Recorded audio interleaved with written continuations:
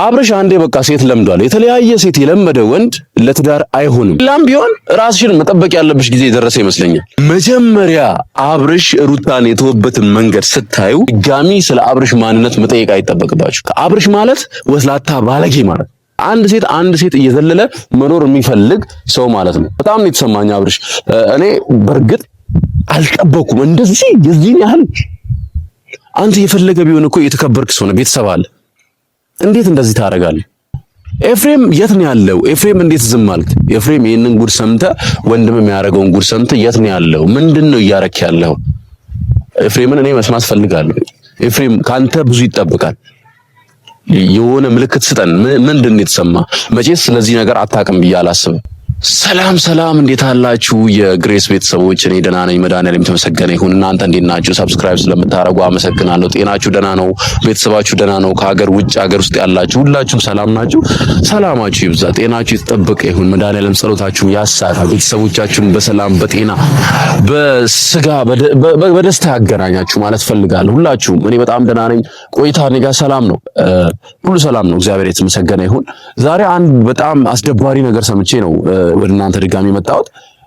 አብርሽ ሌላ ሴት ጀምሬያለሁ። በእርግጥ ይሄ ዜና ለኔ አዲስ አይደለም፣ ግን እኔ ያለፈው ቪዲዮ ላይ ገብታችሁ ማየት ትችላላችሁ። በሩመር ደረጃ ላይ በሐሜት ደረጃ ሰምተናል።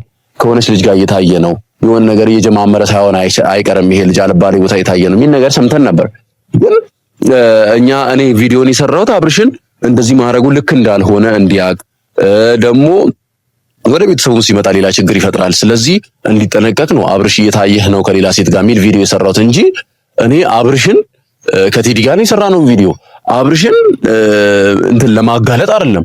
ከዛን አብርሽ አውት ኦፍ ኖዌር ተጋለጠ። አንደኛው ነው ከታወቀ ይፈንዳ ብሎ መጣ። ቀጥታ መጣና ከሌላ ሴት ጋር ፍቅር ጀምሬያለሁ። አብርሽ ምን እየሆንክ ነው እንዴ?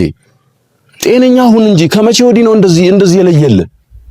አይታችሁ ከሆነ የሚያሳየው ሪአክሽን ራሱ ላይክ ልጅ እንዳለው ሰው ወይ ደግሞ ይሄ ከአዲስ ፍቅር እንደጀመረ ሰው ራሱ አይደለም። ሁለታችሁም የራሳችሁ ጉዳይ፣ እኔ የራሴን ህይወት ሲጀምር ላስብበት ያልከው ከሌላ ሴት ጋር ራስ ልታመቻች ነው እንዴ?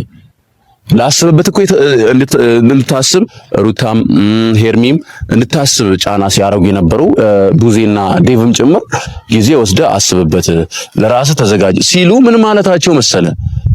እነሱ አንተ ጊዜ ወስደ አስበ ነገሮችን አገናዝበ ይሻለኛል ሚለውን እንድትወስን ነው ወደፊት ነገር አንጻር እንጂ አስብበት ማለት ሌላ ሴት ቀይር ማለት አይደል። አስብበት ማለት ሩታንም እንትናንም እንደ ልብ እንደ ምንድነው ወጠጤ የሆነ ጎረምሳ እዛችም ጋር ተዝናና ማለት አይደል። አንዳንድ ጊዜ ከባድ ቃላትን ልጠቀም ይችላሉ። የአብርሽ ቤተሰቦች ይቅርታ አድርጉልኝ፣ ግን እዚህ ጋር መነገር ያለበት እውነት አለ። በቃ ልክ ያልሆነ ነገር ተርበስብሶ መቀጠል የለበትም። በጣም ነው የሚያሳዝነው። አብርሽ አንተ የሚያክል ሰው ምንድነው አሁን ምክንያት? እሺ ከሩታ ጋር እሺ ተጋጨህን በል ችግር የለውም። ሩታን የመሰለ ሰው በራስን ዝላልነት አጣህን በል። ሄርሜላ ፍቅር ከመስጠት ውጪ ለአንተ ያደረገችው ነገር ምንድነው? እኔ እኮ ሄርሜላም ብዙ ጊዜ እንደምጠላት ብዙ ጊዜ ሄርሜላ የኋላ ታሪኳ ችግር እንዳለበት አብርሽ አትሆንም ብዬ አውቃለሁ። ግን ሄርሜላ አንተ ጋር ስትመጣ አንድ ያሳየችው መጥፎ ነገር አንድ ልታክስ አትችልም። አብርሽ ሄርሜላ ዘመኗን ሙሉ አንተን ስታፈቅር ስትሰደብ፣ ቤተሰቦች ሲጠሏት ሲወዷት፣ ጓደኞች ሲጠሏት ሲወዷት፣ በዚህ ሁሉ አብርሽን ብላ አንተም ብላ እዚህ እንትን ውስጥ የኖረችን ልጅ ራሷን ልታጠፋ እስክትሞክር ድረስ ራሷ ላይ ጉዳት እስክታደርስ ድረስ ይሄን ያህል ለአንተ መስዋዕት የከፈለች ሩታ ደግሞ ልጅ መስጠት አይደለም። ልጅ መስጠት እናትነት እኮ ትልቅ ነገር ነው።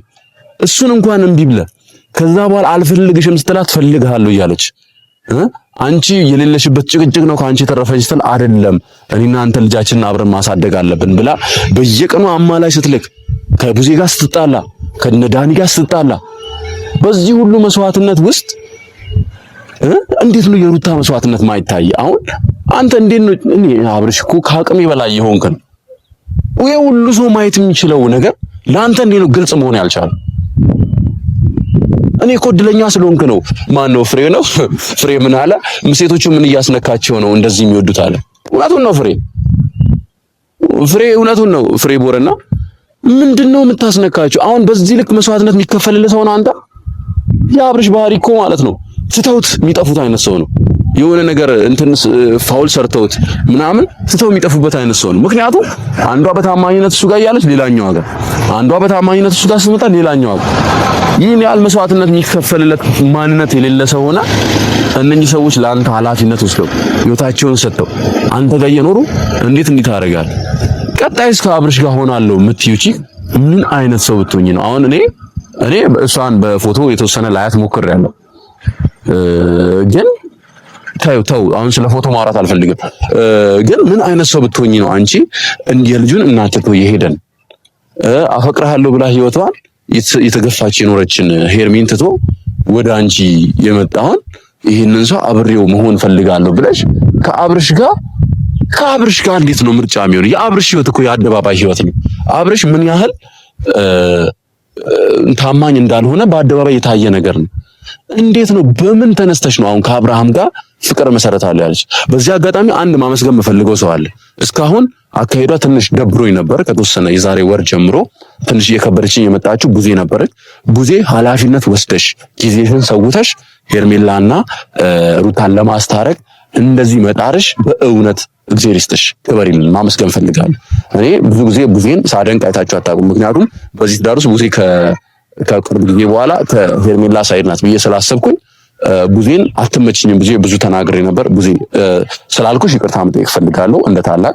ሁለተኛ ደግሞ ይሄን ነገር ስላደረግሽ በቃ አብርሽ የፈለገውን ይሁን ወንድሜ ቢሆን የፈለገ ቢሆን እንኳን ላጠፋው ጥፋት እነኚህ ሰዎች መጣላት የለባቸው መጋጨት የለባቸው ያልሽውን በጣም ላመሰግንሽ እወዳለሁ። ቴንኪው በቃ በጣም ትልቅ ስራ ሊሰራሽው። አሁን ሩታና ሄርሜላ አንድ ላይ ሆነው ከሌላ ሴት ጋር ያለውን ፋይት ሲቆጣጠሩ አብርሽ የኛ ነው ሲሉ አብርሃም የሥራ ሊስት አብርሃም ግፋ አልቅም። እንግዲህ እኔ ሊያምነው ነገር የለም። አብርሃም ግፍ ማልቅ ነው። አሁን መጀመሪያ ሩታ ጋር ጀመረ፣ ከዛን ወደ ሄርሜላ ሄደና ሩታና ሄርሜላን አጋጨ። አሁን ሶስተኛ ሴት ሲሆን ደግሞ አብርሃም የኛ ነው አንቺ አታውቂውም ብለው ደግሞ ሩታና ሄርሜ አንድ ላይ ሆነው እሷን ፋይት ሊያደርጉ ነው። ከባድ ነው። ለማንኛውም ቤተሰብ እንግዲህ አብርሃም አሁንም አወዛጋቢነቱ እንደቀጠለ ነው። ኤፍሬም የት ነው ያለው? በዚህ ቪዲዮ ማለት የምፈልገው እኔ አሁን የኤፍሬምን ድምጽ መስማት ፈልጋለሁ። ሰዎች ኤፍሬም ሲጠፋ መጠየቅ መቻል አለብን። ኤፊ ምን እየሰራ ነው? አብርሃም በዚህ ሁሉ አፕ ኤንድ ዳውን ውስጥ በዚህ ሁሉ ማይሆን ውሳኔ ውስጥ ላይፉን ሚዝረብል እያደረገ ከዚህም ከዛችም ጋር እያለ ሁለታችሁንም አታስፈልጉኝም እያለ ባለ ሰዓት ኤፍሬም ምን እየሰራ ነው? እኔ ኤፍሬምን አምነበታለሁ። ኤፍሬም ሁሌም አስተዋይ ልጅ እንደሆነ አምናለሁና ይሄን ውሳኔ ሲወስን ብዙ ጊዜ ካያችሁ አብርሃም ማይሆን ነገር ሲወስን ኤፍሬም መጥቶ ነው ተው ይሄ ልክ አይደለም ብሎ የሚያስጨንቀው። እነ ዳኒ ምናምን ተዋቸው በነፈሰበት ነው። እመኑኝ አሁን ዳኒና ያ ማን ነው አቤል የሚባል ልጅ አሁን ቀጣይ ሌላ ሴት ከመጣች አብርሽ ልክ ነው የሚሉት። እንደዚህ አይነት ባንዲራ የሆኑ ሰዎች አያስፈልጉም። ወደ ነፈሰበት የሚውለበለቡ አያስፈልጉም። ግን ኤፊ ትክክለኛ የአብርሃም ወንድም ነህ አንተ። ትክክለኛውን ነገር ታያለህ፣ ታውቃለህ፣ ታገናዝባለህ፣ አምንብሃለሁ። በዚህ ሰዓት የት ነው ያለው አብርሽ? እንደዚህ ሲጨማለቅ ምን እያልከው ነው? ሩታንም ሄርሜንም አታስፈልጉንም ሲል አንተ ምን እያልክ ነው? እባክህ ድምፅም መስማት ፈልጋለሁ። የሆነ ችግርም ገጥሞ ከሆነ ቤተሰብ ከሆነ አይደል ኤፍሬም የት ነው ያለው ብለን ኖርማሊ መጠየቅ አለብን። አሁን የአብርሃም ጉዳይ ብቻ አይደል፣ ኤፍሬምን ኢንፐርሰን መጠየቅ መቻል አለብን። ለማንኛውም ኤፍሬም ዝምታህን እንድትሰብር ፈልጋለሁ። ቤተሰብ በጣም ወዳችኋለሁ። ሳብስክራይብ ስለምታደርጉ ቪዲዮን እስከዚህ ድረስ ከመጨረሻ መታችሁ ስላያችሁ የምር በጣም ነው የምወዳችሁ። ተባረኩልኝ። ቴንኪው። በሌላ ቪዲዮ እንገናኛለን።